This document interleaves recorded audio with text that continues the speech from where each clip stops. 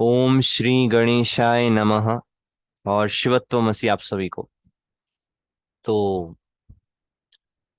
अब से संस्कृत क्लासेस थोड़ी सी छोटी रहा करेंगी और थोड़ा कम अमाउंट में अपलोड होंगी ड्यू टू सम रीजंस। तो थोड़ा आपको याद करने का भी आई थिंक ज़्यादा टाइम मिल जाएगा, क्योंकि अब चीज़ें भी ऐसी आने वाली हैं जिनमें बहुत याद करना है आपको, राइट। खैर, तो we should start I think. तो आज हम सीखेंगे एक बहुत ही इंपॉर्टेंट धातु जो कि है अस धातु। अस धातु के हमने काफी रूप पहले भी देखे हैं, काफी नहीं, आई थिंक कुछ कुछ रूप पहले भी देखे हैं। जैसे आई थिंक तीन रूप पहले देखे हैं, अस्ति, असी और अस्मि। ये तीन रूप हमने इसके पहले देखे हैं। अस धातु का मतलब होता है होना, एग्जिस्ट करना। अब कई लोगों के मन में एक डाउट आता है कि एक और धातु हमने सीखा है भू धातु, जिसके रूप बनते हैं ऐसे, भव के रूप में। जैसे भवती, भवंती, भविष्यति। तो इसका भी मतलब होता है होना।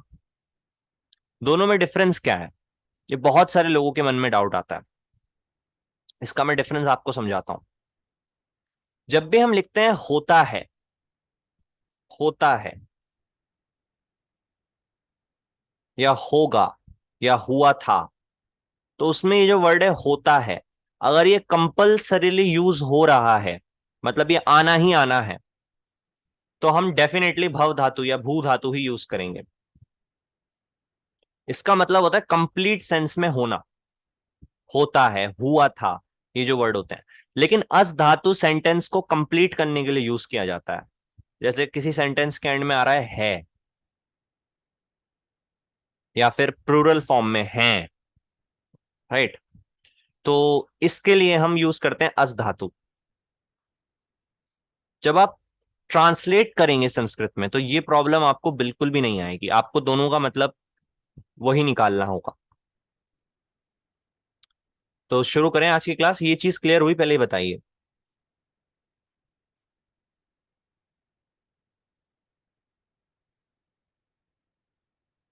क्या ये चीज क्लियर है, हुई?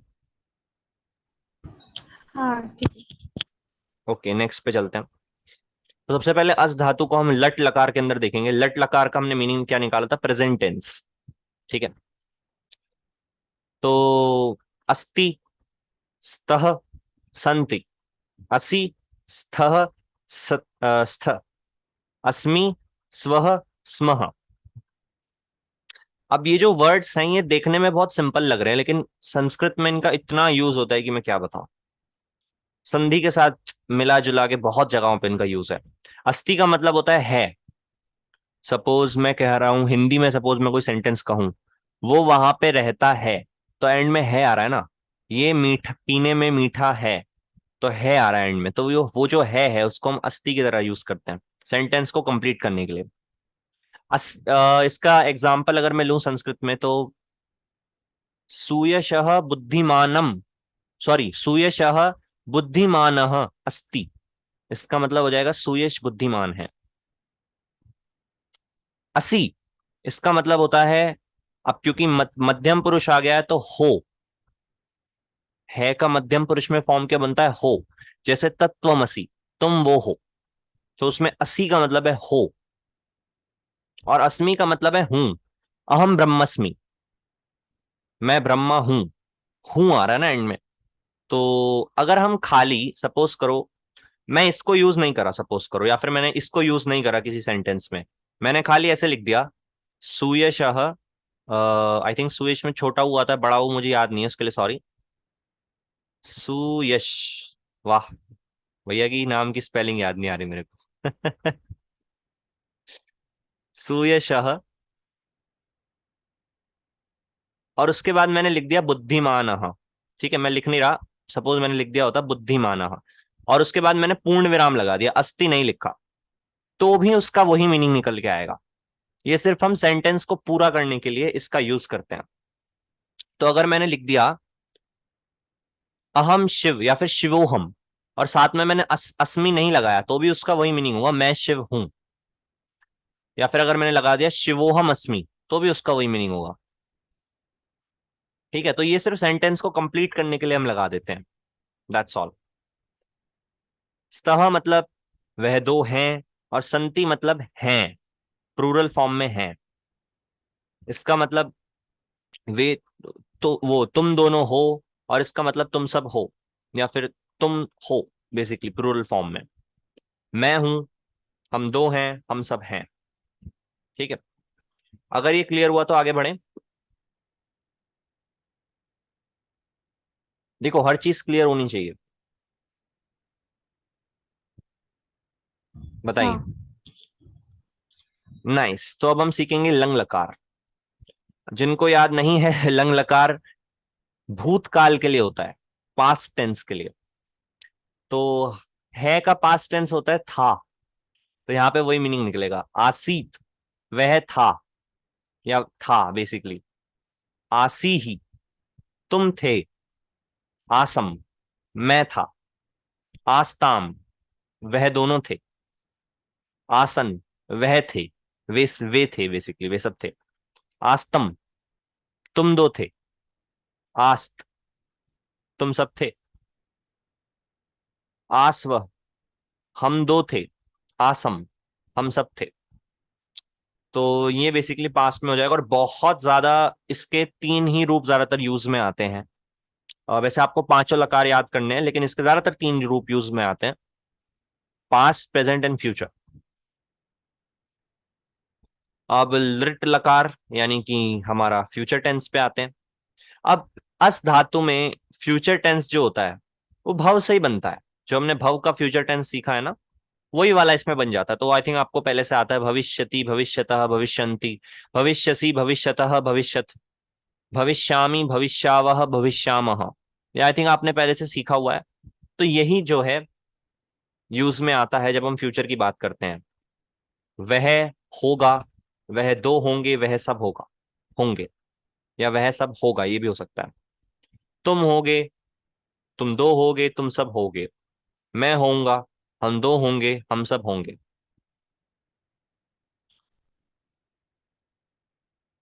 विधिलिंग लकार देख लेते हैं। विधिलिंग लकार होता है शुड की फॉर्म में, चाहिए, ये होना चाहिए, इस तरह से। तो स्यात वह होना चाहिए, स्याताम वह दो होने चाहिए, स्ययुहु वह सब होना चाहिए, या वह सब होने चाहिए, लोगों के सेंस में भी यूज कर सकते हैं। स्यायः मतलब तुम होने चाहिए, तुम दो होने चाहिए, तुम सब होने चाहिए। मैं होना चाहिए, हम दो होने चाहिए, हम सब होने चाहिए। क्या यहां तक क्लियर है?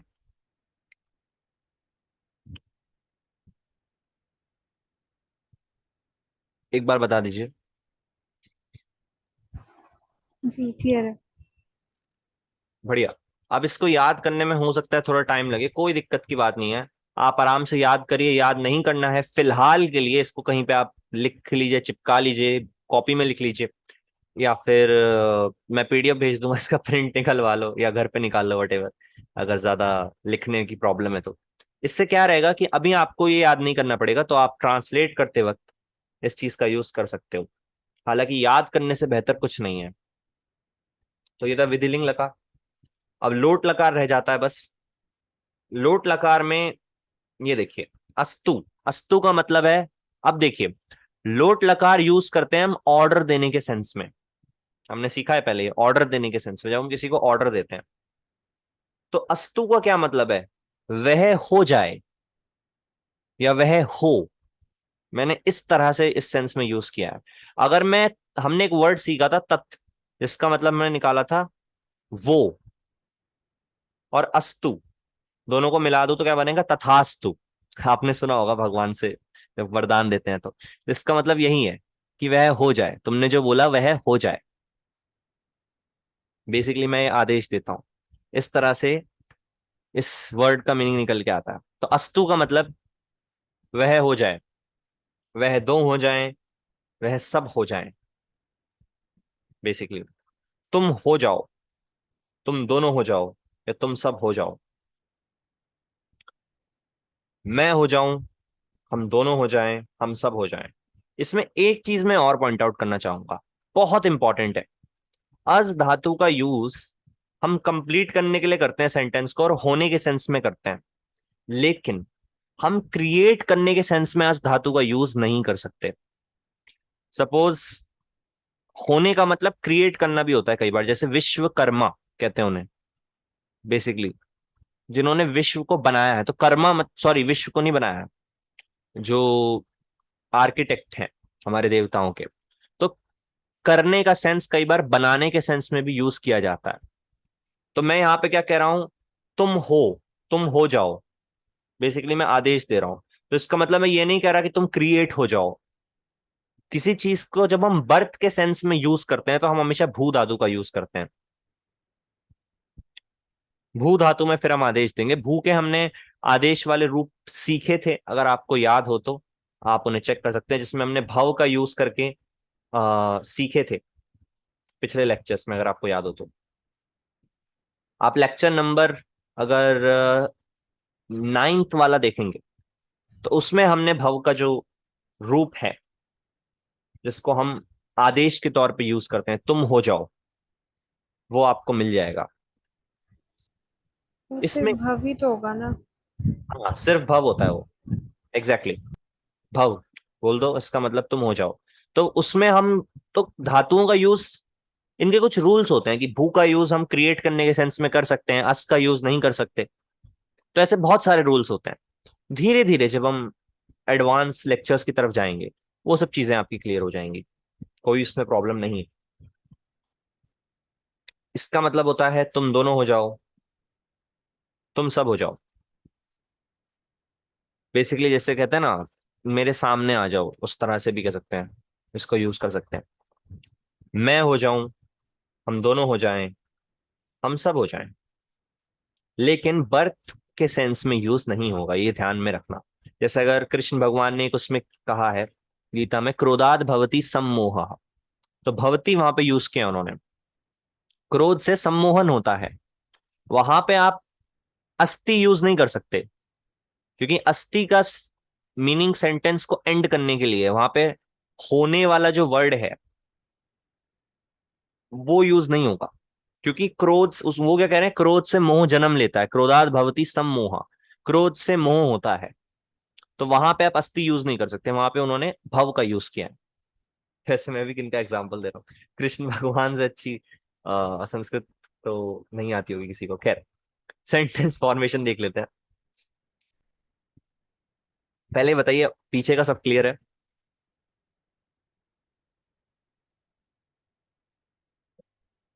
हमने 5 लकारों में देखा इस धातु को।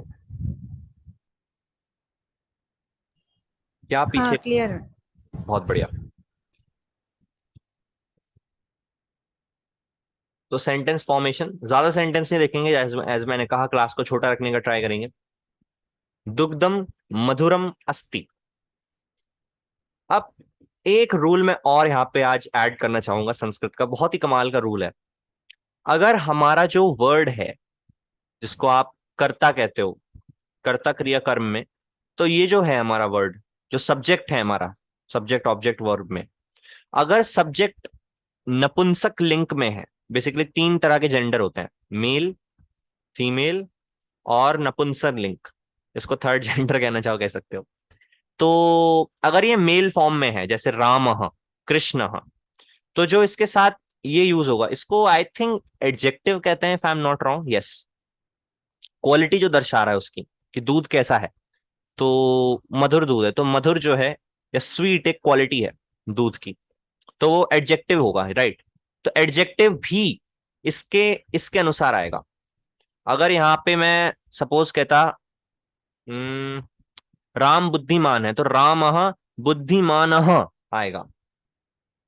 लेकिन अगर मैं कहूंगा दूध मीठा है या दूध बुद्धिमान है, सपोज मेरा सेंटेंस है, तो दुग्धम बुद्धिमानम, क्योंकि नपुंसक लिंग का जो प्रथम विभक्ति जो होती है, हमने जो 8 विभक्तियां सीखी हैं, उसमें जो प्रथम विभक्ति होती है नपुंसक लिंग की, वो ऐसे ही बनती है, दुग्धम, जलम, ऐसे करके बनती है। तो उसका जो एडजेक्टिव है वो भी उसी लिंग में आएगा। अगर यहाँ पे फीमेल होता, कोई सीता होता, तो वो फीमेल है, तो जो उसका एडजेक्टिव है वो भी फीमेल में आता फिर, राइट। इस तरह से काम करता है। दुग्धम मधुरम अस्ति, दूध मीठा है। नृपः वृद्धः, अब देखो वृद्धम की जगह वृद्धः हो गया। नृपः, नृप का मतलब होता है राजा। आपने रामायण में को सुना होगा, नृप घर जन्मे चार कुमारा, तो नृप का मतलब होता है राजा। वृद्धः आसीत, आसीत का क्या मतलब होता है था। तो बूढ़ा राजा था। बेसिकली जब हम किसी को कहानी सुना रहे हैं तो हम यहां लिखेंगे एकः नृपः वृद्धः आसीत, एक बूढ़ा राजा था। इस तरह से कहानियां भी हम जल्दी सीखने वाले हैं। मैं सोच रहा हूँ कि कहानियों की भी एक सीरीज लाऊं, क्योंकि कहानी एक बहुत अच्छा माध्यम है अपने संस्कृत को अच्छा करने का। अहम प्रश्न, सॉरी, प्रश्न, प्रश्न अस्मि, मैं प्रश्न, प्रश्न हूं। एक्चुअली प्रसन्न आएगा, मेरा पता नहीं क्यों आज फंबल हो रहा है जीप। प्रसन्न हूं, मैं प्रसन्न हूं। अस्मि मतलब हूं। रामायणम, अब रामायणम देखिए, ये नपुंसक लिंग का वर्ड है। रामायणम आदि काव्यमस्ति, यहाँ पे संधि हुई है तो म पे हलंत आएगा और अ निकल के अस्थि हो जाएगा ये। ठीक है। रामायणम, रामायण आदि काव्यम, आदि का मतलब होता है प्राचीन या सबसे पहला। तो रामायण सबसे पहला काव्य है। संस्कृत भाषा जो है हमारी, इसका सबसे पहला जो काव्य है वो है रामायण, ऐसा माना जाता है। ऑल्दो मैं पर्सनली मानता हूं कि बहुत सारे होंगे, बट पॉपुलर सबसे आई थिंक आज के टाइम तक जो है वो तो भगवान श्री राम की कथा है, रामायण। अगर इस फैक्ट को हम सही मानते हैं कि रामायण सबसे पुराना काव्य है संस्कृत का, तो इसके हिसाब से वाल्मीकि ही भारतस्य, भारत के, छठी विभक्ति एक वचन, प्रथमः, प्रथम मतलब सबसे पहले, कवि आसीत, तो इसका मतलब वाल्मीकि भारत के सबसे पहले कवि थे। अब बेसिकली आसीत में था आना चाहिए, लेकिन for respect we will say थे। वाल्मीकि भारत के सबसे पहले कवि थे या प्रथम कवि थे। आकाशे, आकाश में, मेघाहा, अब ध्यान से देखो, मेघ, मेघौ, मेघौ, मेघाहा, तो ये प्लूरल फॉर्म में है। तो आकाश में मेघ आसन, तो अब जो इसके साथ अस धातु का रूप आया है वो भी प्लूरल फॉर्म में आया है, बहुवचन में आया है, क्योंकि ये भी बहुवचन में है। तो ऐसे काम करता है संस्कृत।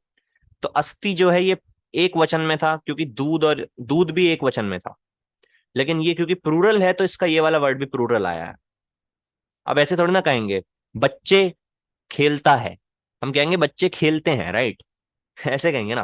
तो दोनों वर्ड्स को हमें प्लूरल में लेना जरूरी है। आसन का वर्ड अभी हमने पीछे ही सीखा था, जो कि अस्थि का प्लूरल फॉर्म है। एक्चुअली नहीं, अस्थि का नहीं, आसीत का है। थे, आकाश में बादल थे। ठीक है। एक बार मैं इसको कंफर्म भी करवा देता हूं आपको, एक सेकंड। हम्म, ये देखो, लंग लकार आसीत का प्लूरल फॉर्म है आसन। तो यहां तक सब क्लियर है, कोई डाउट? ज्यादातर यही फॉर्म्स यूज होते हैं इसके, ऑल्दो सारे याद करना जरूरी है। क्या यहां तक सब क्लियर है? बताइए। हाँ एकदम। ओके। तो आज की क्लास इतनी ही, आपको फॉर्म्स याद करने हैं और हमेशा की तरह 5 सेंटेंस बना के दिखाने हैं, राइट।